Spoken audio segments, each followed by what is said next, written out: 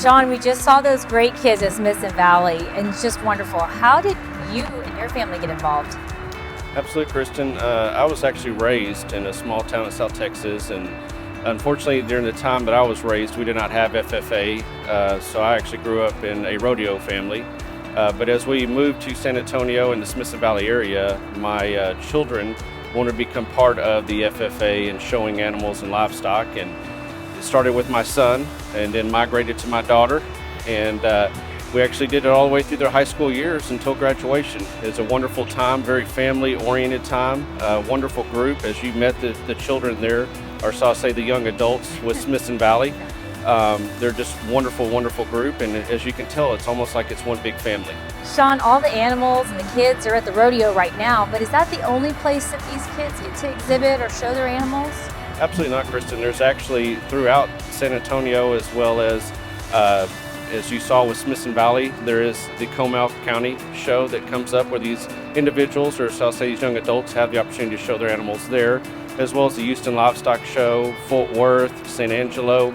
There's several shows that go on throughout the year, as well as jackpot shows where these young exhibitors have the opportunity to go out and actually show their animal and get acclimated with how the showing life is, understand what judges are looking for, and also how to present their animals at these shows.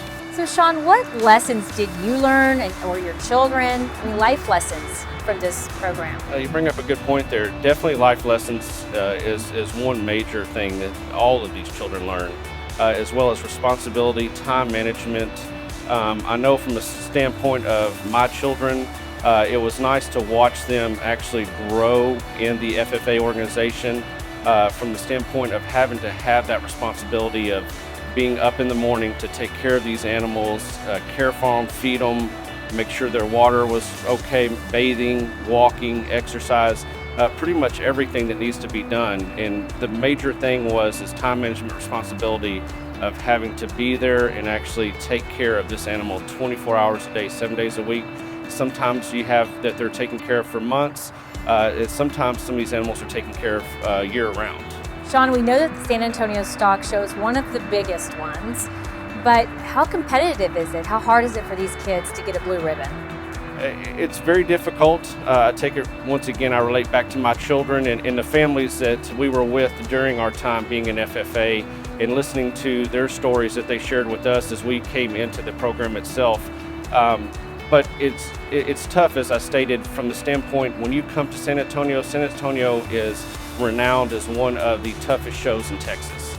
I know from our standpoint of showing swine, we always told our children the minute that you come out and that judge is going to see you for the first time, you have about 30 seconds before you're probably going to be sifted to the trailer.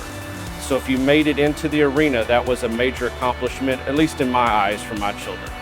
Sean, for those wondering in the community, how can they get involved and support these kids? Is there an auction? What do they do? Absolutely. There's several different ways to support the children of our youth in the FFA here locally within San Antonio and our surrounding communities.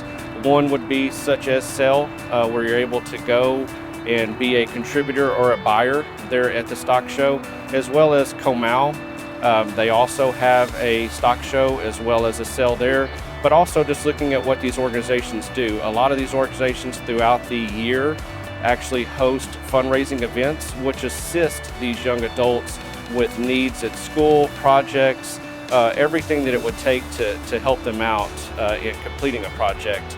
As I know, being a part of the Smith Valley FFA Booster Club, we have hosted numerous fundraisers throughout the years, and I still help and contribute and support the FFA up to today. As you know, Mission Park has played a vital role in that with Comal, as that was a part where I was able to have and raise our livestock, and Mission Park was there with us as a buyer to contribute to all of those youth that were there as selling an animal or a project. And everybody would be able to partake with that as far as just looking around and seeing what these youth have to offer as far as a fundraising standpoint. Well, Sean, I think it's incredible. And as you know, Mission Park was there in the very beginning as Mr. Fred was one of the founders of the San Antonio Stock Show and Rodeo. And I appreciate everything you have done and continue to do with your children and maybe grandchildren one day. So thank you so much.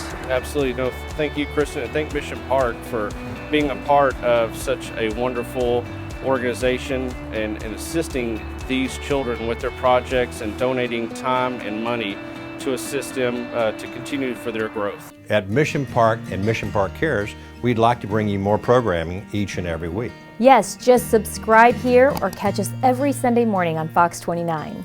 And remember, at Mission Park, it's our mission to care.